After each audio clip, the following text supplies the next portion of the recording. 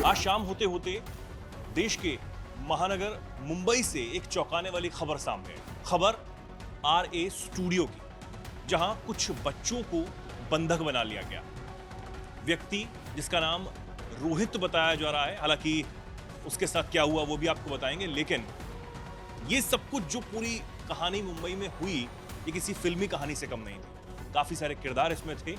एक व्यक्ति जिसने करीब 20 बच्चों को एक स्टूडियो के अंदर बंधक बना लिया था। पुलिस, उसके बाद इस कहानी में कमांडोज की भी एंट्री हो जाती है और एनकाउंटर होता है। जी हाँ, आरए स्टूडियो में जो व्यक्ति बच्चों को बंधक बनाता है, आखिरकार उसको पुलिस एनकाउंटर में ठोक दिया जाता है, मार गिराया जाता है।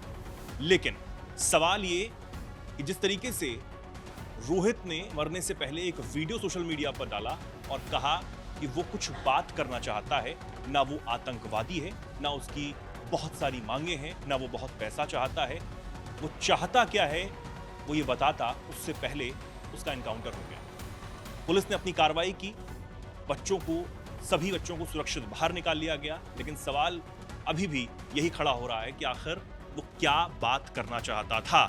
उसने ये भी कहा कि अगर वो बात नहीं कर पाया तो कोई और बात करेगा, लेकिन वो बात जरूर होगी। तो आखिर ये पूरी कहानी क्या है, कैसे मुंबई में आज ये सब कुछ हुआ, समझने के लिए मेरे साथ अंजलि मौजूद है। अंजलि, क्या कुछ पूरा मामला था, सिलसिलेवार तरीके से बताइए हमारे दर्शकों को, कैसे मुंबई में सब कुछ शुरू हुआ था, कैसे बच्चों को बंधक बनाया गया और कैसे ये खबर सामने आई। बिल्कुल चेतन, जैसा कि आपने बताया कि ये जो कहानी आज जो घटना हुई है किसी फिल्म से कम नहीं था। बता दें कि करीब 100 बच्चों को आज आरए स्टूडियो में बुलाया गया था, जो कि मुंबई के पवई स्थित एक बिल्डिंग में है। ग्राउंड फ्लोर पे वो स्टूडियो है। 100 बच्चों को एक वेब सीरीज के जो शूटिंग के लिए बुलाया जाता है, लेकिन करीब 20 बच्चों को जो है वहाँ पे बंधक बना दिया जाता है, यानी कि जो करीब 80 बच्चे थे उनको जाने दिया जाता है। इन बच्चों को बंधक बनाने वाले आरोपी की जो पहचान है रोहित आर्या के नाम से हुई और उसके बाद उसकी एक वीडियो जो है सोशल मीडिया पे ट्रेंड की, जो उसने खुद डाली, उसी जगह से डाली जहाँ पर उसने बंधक बनाया था। वीडियो में आरोपी ने कुछ अपनी साधारण मांगे रखी है। उसने कहा कि मुझे कुछ बातचीत करना है। अगर हम एनडीटीवी के एक रिपोर्ट के अनुसार बात करें तो आर्या की जो मानसिक हालत है वो भी ठीक नहीं बताई जा रही थी, क्योंकि जिस तरीके से उसने बच्चों को बंधक बनाया उसको लेकर कहा जा रहा है कि उसकी मानसिक हालत सही नहीं थी। आर्या ने अपने वीडियो में कहा कि मैं एक साधारण बातचीत चाहता हूँ, इसीलिए मैंने बच्चों को बंधक बनाया है। मैंने ये एक प्लान के तहत किया और अगर मैं जिंदा रहा तो कर पाऊंगा, और अगर मैं जिंदा नहीं रहा, ये गौर करने वाली बात है चेतन, अगर मैं मर गया तो ये कोई और करेगा, लेकिन ये होकर रहेगा। ये उसके बयान थे। आपकी थोड़ी सी गलती मुझे इस जगह को आग के हवाले करने के लिए उकसाएगी, यानी कि उसने साफ तौर पे ये भी कहा था कि अगर मेरी मांगे पूरी नहीं होती है तो मैं खुद को भी और साथ ही बच्चों को भी नुकसान पहुंचा सकता हूं।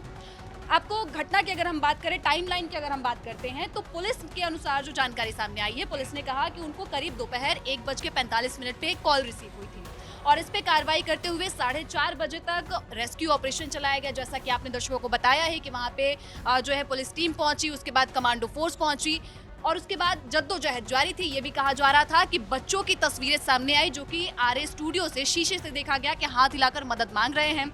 उसके बाद वहाँ पे रेस्क्यू ऑपरेशन चलता है और अधिकारियों ने बातचीत करने की कोशिश भी की। वहीं जब बात नहीं बनी तो टीम जो है जबरन अंदर घुसने की कोशिश करती है, पुलिस की जो टीम है, और बच्चों को वहां से बचाया जाता है, रेस्क्यू कर लिया जाता है। इस बारे में क्या जानकारी है कि आरए स्टूडियो के अंदर बच्चों के अलावा यही एक व्यक्ति था? क्या ये खबर कुछ आई है इसके अलावा कि और भी कुछ लोग थे रोहित के अलावा? बिल्कुल नहीं चेतन, अभी तक इसके बारे में कोई आधिकारिक जानकारी सामने नहीं आई है, क्योंकि अभी तक रोहित आर्या को ही हिरासत में लिया गया, गिरफ्तार किया गया था। जब रेस्क्यू ऑपरेशन किया गया तो बच्चों को सही सलामत निकाला गया और उसके बाद उसे गोली लगी, अस्पताल ले जाया गया और वहां पर उसने दम तोड़ दिया। उससे पहले बता दूं कि उसके पास से एक एयर गन भी बरामद की गई, पुलिस की ओर से जो है एयर गन पुलिस ने बरामद किया।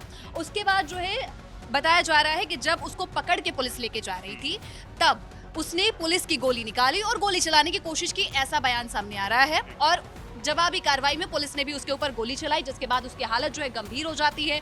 फिर उसको अस्पताल में लेके जाया जाता है, वहां पे उसकी स्थिति काफी देर तक गंभीर रहती है और उसके बाद अस्पताल में ही रोहित आर्या की जो है मौत हो जाती है। ठीक है अंजलि, क्या पुलिस की तरफ से अब तक कोई बयान सामने आया? पुलिस ने क्या बताया कि कौन ये शख्स था, क्या इसके बंधक बनाने के पीछे इसकी मंशा थी, क्या कहा गया?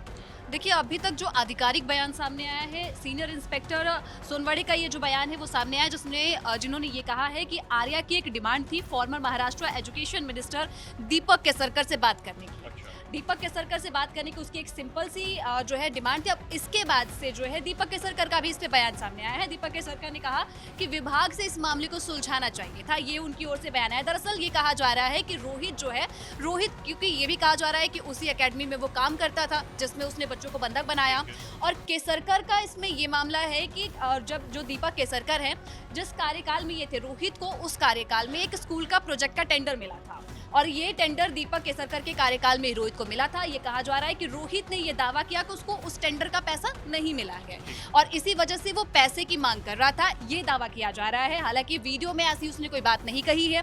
उसने कहा है कि मुझे बस बात करनी है, मेरी साधारण सी डिमांड है। क्या डिमांड थी, ये जो भी बयान हम लोग बता रहे हैं, ये बयान आधिकारिक तौर पे जो सामने आए हैं वो बता रहे उसने हैं। अपने वीडियो में किसी शख्स का नाम नहीं लिया कि मैं किसी से बातचीत करना चाहता हूं। जिस तरीके से पुलिस का बयान सामने आया है कि वो पूर्व जो मिनिस्टर हैं उनसे बातचीत करना चाहता है, ये पुलिस का कहना है। बिल्कुल, ये पुलिस का कहना है। रोहित आर्या की अगर हम बात करते हैं तो उन्होंने वीडियो में साफ तौर पे ये कहा है कि मैं आत्महत्या करने से अच्छा मैंने बच्चों को बंधक बनाने का रास्ता चुना, और मेरी कुछ सिंपल सी डिमांड से मैं कुछ बातें करना चाहता हूँ, इसीलिए मैंने ये काम किया है। और साफ तौर पे ये एक बड़ा सवाल, जैसा कि हम कह रहे हैं कि उन्होंने कहा कि अगर मैं नहीं किया, अगर मुझे कुछ हो जाता है, मैं मर जाता हूँ, तो ये होगा जरूर, कोई और करे लेकिन होगा जरूर, ये एक बड़ा सवाल है। और जो केसरकर हैं उन्होंने अपने बयान में कहा है कि विभाग से मामले को सुलझाना चाहिए था। उन्होंने ये भी दावा किया है कि रोहित जो है उसको मेरे कार्यकाल के समय स्कूल का प्रोजेक्ट का टेंडर मिला था, और वो टेंडर मिलने के बाद उसे पैसे नहीं मिलने का दावा जो है वो किया गया था, जिसकी वजह से उसने शायद ये कदम उठाया। अब ये पूरा क्या मामला है, क्यों उसने बच्चों को चुना बच्चों को बंधक बनाने के लिए, और जिस तरीके से रोहित ने अपने वीडियो में कहा कि उसने कोई अपने खिलाफ यानी कि आत्महत्या का कदम उठाने से अच्छा उसने ये सोचा कि मैं बच्चों को बंधक बना लेता हूँ। पूरा मामला क्या इतना सीधा है जिस तरीके से अभी तक जो शुरुआती जानकारी के मुताबिक सामने आ रहा है, या फिर बहुत टेढ़ी ये चीज़ है? तो रोहित की आखिर मंशा, इसके पीछे क्या थी, वो पुलिस जांच के बाद ही सामने आ पाएगा। जब पूरी परतें इस केस से धीरे धीरे उठेंगी, समझ आएगा कि आखिर रोहित क्यों उसने ये सब कुछ किया, क्यों उसने बच्चों को बंधक बनाया, और उसने ये क्यों कहा कि वो खुद की जान देने की बजाय उसने बच्चों को बंधक बनाना ही ठीक समझा। वो किससे बातचीत करना चाहता था, और उसने ये भी क्यों कहा कि अगर मैं बातचीत नहीं कर पाया तो कोई और बातचीत करेगा। वो बात क्या है वो भी अभी सामने आना पूरी तरीके से बाकी है। देखना होगा पुलिस किस एंगल से अब इसमें जांच करती है, और क्या क्या चीज़ें अब इस मामले में निकलकर सामने आती हैं। आप इस पर क्या कुछ सोचते हैं, क्या कुछ राय रखते हैं, कमेंट सेक्शन में लिखिए। लोग ये दिखाइए।